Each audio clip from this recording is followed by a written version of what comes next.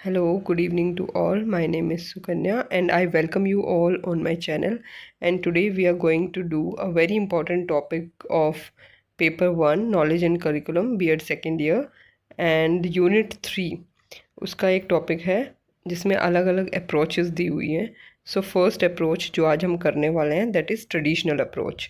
तो इसका question mostly ये 4 मार्क्स में ही आती हैं। 3 अप्रोचेस हैं, तीनों हम कवर करेंगे।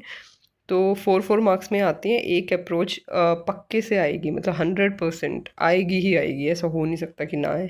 तो हम इस क्वेश्चन को देख लेते हैं। इसमें मेनली यही आता है कि हमें उस अप्रोच को डिफ़ाइन करना है या वो होती क्या है ये बताना है, and then what are the advantages and disadvantages. तो ट्रेडिशनल अप्रोच क्या होती है, पहले हम एक इंट्रोडक्शन से स्टार्ट कर देंगे। करिकुलम थ्योरी जो है, it is an academic discipline. It is devoted to examine and shape the educational curriculum. There are 3 different approaches to curriculum. वो 3 approaches कौन सी हैं वो हम देख लेते हैं। Traditional approach, then learner driven, then third is critical approach. Traditional approach क्या होती है? ट्रेडिशनल अप्रोच जैसे कि नाम ही सजेस्ट करता है, जो कि ट्रेडिशनल है। ट्रेडिशनल वेज जो हम फॉलो करते आए हैं आज तक। क्या फॉलो करते हैं हम एजुकेशन में कि एक टेक्स्ट बुक होती है, एक बुक होती है, टीचर उसको पढ़ा देती है, उसी का टेस्ट होता है और उसके बेस पे हमें इवेल्युएट किया जाता है, राइट। तो इसको हम सब्जेक्ट अप्रोच भी बोलते हैं और डिसिप्लिनरी अप्रोच भी बोलते हैं। Traditional approach is also known as subject approach or disciplinary approach. It is an educational curriculum which follows established guidelines and practices.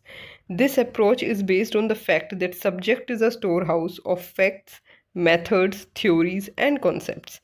देखो ये कहता है जो भी गाइडलाइंस और जो भी प्रैक्टिसेस हमें एक बुक के अंदर दी होती हैं, टीचर को सिर्फ वही फॉलो करना होता है, उससे एक्स्ट्रा उसे कुछ भी फॉलो नहीं करना होता। और हर बच्चे को सिर्फ वही बुक पढ़नी है, सेम मटेरियल पढ़ना है, सेम मटेरियल का टेस्ट होगा। सो इस मेथड के अंदर ना मेनली हम क्या मानते हैं कि जो एक सब्जेक्ट है वो स्टोर हाउस है फैक्ट्स का, मेथड्स का, थ्योरीज और कॉन्सेप्ट्स का। In traditional approach, the focus is more on the subject and its content rather than the process. It is very popular in India. So हम जो focus है वो subject पे देते हैं, उसके अंदर जो content है उस चीज़ पे इतना मतलब कंटेंट और सब्जेक्ट पे फोकस देते हैं। प्रोसेस क्या फॉलो करनी है उस पर इतना फोकस नहीं होता।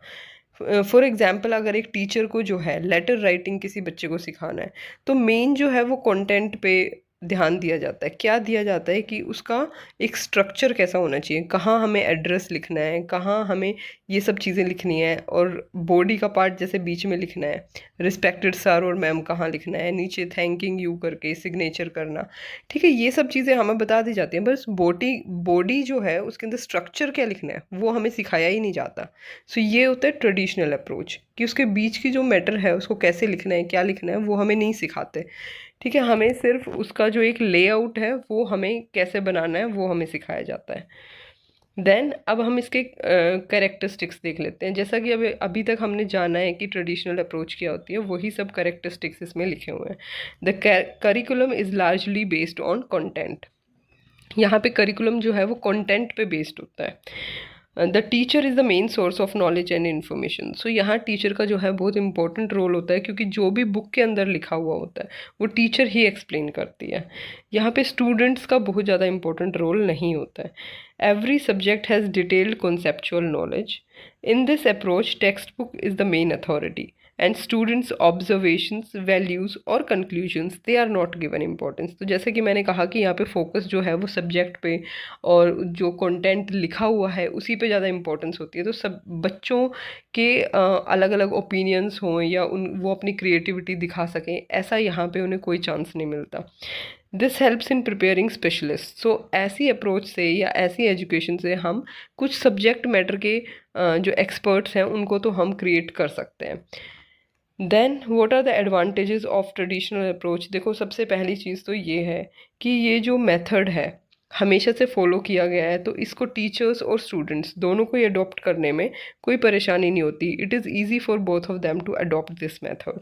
सो दूसरा क्या है कि जो टेस्ट स्कोर होता है उसको ईजिली एग्जामिन कर लेते हैं, क्योंकि जो बुक में लिखा हुआ है हमें सिर्फ उसी पे ही बच्चे को इवेल्युएट करना है। तो जो उसमें लिखा हुआ है वो अगर उसने एज इट इज़ लिखा है तो हम उसे मार्क्स देंगे, अदरवाइज नहीं देंगे। So, what is written over here? Test score can be easily examined. Second is it helps in the growth of subject. मतलब बच्चे को subject की knowledge हो जाती है.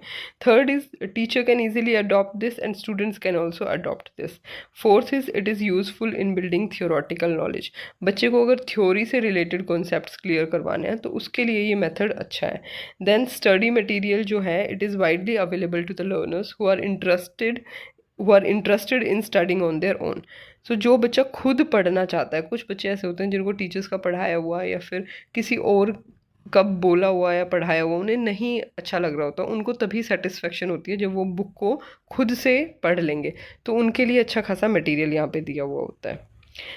अब हम इसके डिसएडवांटेजेस देखते हैं. डिसएडवांटेजेस में पहली चीज़ तो यही है कि ये सब्जेक्ट सेंटर्ड है, चाइल्ड सेंटर्ड नहीं है. तो इसमें क्रिएटिविटी का स्कोप जो है वो बहुत कम होता है. Second point is students are passive learner. देखो उसमें एक्टिव एंगेजमेंट नहीं होती इस मेथड के अंदर. बच्चा बस चुपचाप बैठ के टीचर जो बोल रही है वो सुनता रहता है और उसको वो एक्सेप्ट करना होता है. तो बच्चे पैसिव लर्नर है, यहाँ पे उनका कोई एक्टिव इन्वॉल्वमेंट नहीं है. Third is this approach it oppose the complex interactions like communities, economics, family, race, class etcetera. देखो अगर एक्टिव एंगेजमेंट होता है तो बच्चा हर चीज़ को खुद, हर चीज़ इंसान से, कम्युनिटी से, हर जगह से इंटरेक्ट करके चीज़ों को खुद सीखने की कोशिश करता है. पर यहाँ पे ऐसा कुछ भी नहीं है. उसको जो बुक में दे दिया उसको सिंपल सिर्फ उसी को ही पढ़ना है और वही उसे एग्ज़ाम में लिखना है. This require expert teacher. यहाँ पे हमें सब्जेक्ट को पढ़ाने के लिए सब्जेक्ट एक्सपर्ट्स की ज़रूरत होती है. Then it can lead to frustration and lack of motivation in some students who are unable to get the subjects knowledge. देखो यहाँ पे क्योंकि एक्टिव एंगेजमेंट तो है नहीं, बच्चा चुपचाप बैठा बैठा टीचर को सुन रहा होता है और ये चीज़ बहुत ही बोरिंग भी हो जाती है. और हो सकता है कुछ बच्चों को कुछ सब्जेक्ट बिल्कुल भी अच्छे ना लगे. कुछ बच्चे होते हैं जिन्हें मैथ्स अच्छा नहीं लगता, उनको वो फॉर्मूलेज रटना ये सब चीज़ें अच्छी नहीं लगती. तो उसके लिए वो जो पढ़ाई है, वो क्लास है, वो बहुत ही फ्रस्ट्रेटिंग हो जाती है और वो अपना जो मोटिवेशन है वो लूज़ कर देता है पढ़ाई के अंदर. सो इस अप्रोच में बस इतना ही था. अगर आपको ये वीडियो अच्छी लगी हो तो please do like, share and subscribe. और आप कमेंट बॉक्स में मुझे ये भी बता सकते हैं कि इसमें क्या अच्छा लगा और क्या अच्छा नहीं लगा. So that's all for today. Next video में हम कवर करेंगे learner driven approach. Thank you.